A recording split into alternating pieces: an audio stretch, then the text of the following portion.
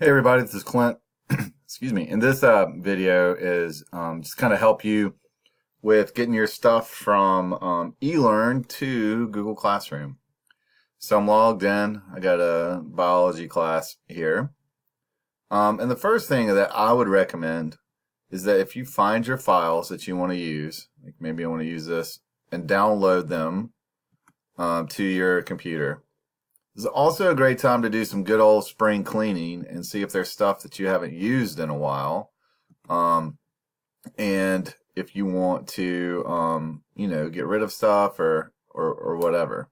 So I've downloaded down here a few files. So let's say you do that for all of Unit 1. So now that I've downloaded those files, what I would recommend is that if you go to New and click Folder, and then give that folder a title. So maybe this is genetics.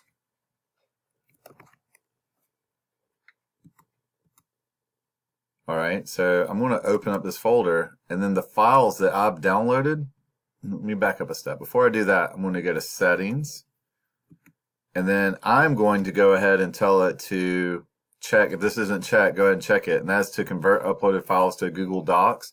That way, if you pass this out to your students who are on Chromebooks, which will all be pretty soon, it'll already convert it for it. So just click that one time and I'm done.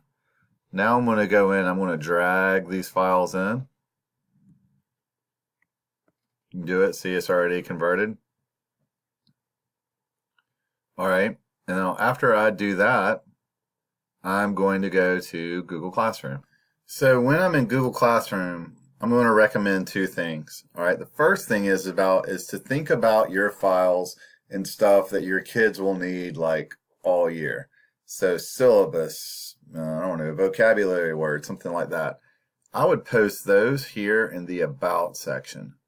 So if I click About, and then right here, Add Class Materials. So this is the type of stuff that's going to be, like I said, ongoing.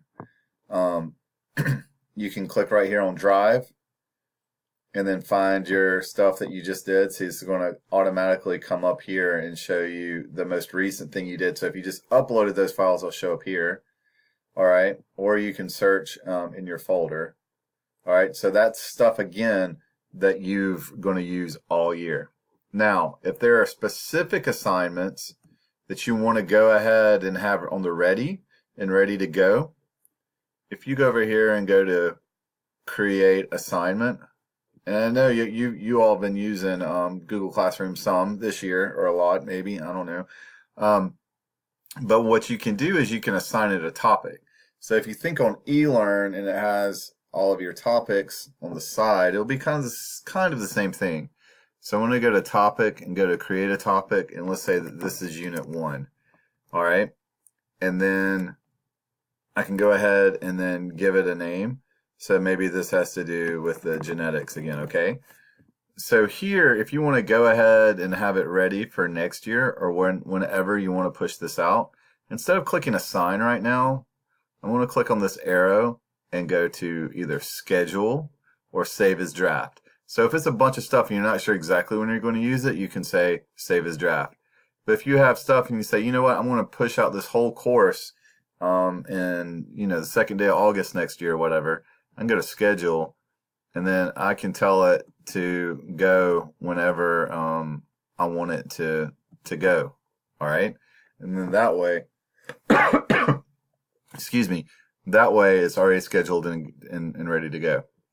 So for that to happen, I would encourage you to just go ahead and create a new class. And then when you create a new class, you can go ahead and schedule all of that stuff. All right. Again, make a timeline. Don't try to do all of this at once. Maybe you can do a unit at a time. And if you have any questions about it, please feel free to email me, and I'll be happy to sit down with you individually, and we can look at this together. Thanks for watching.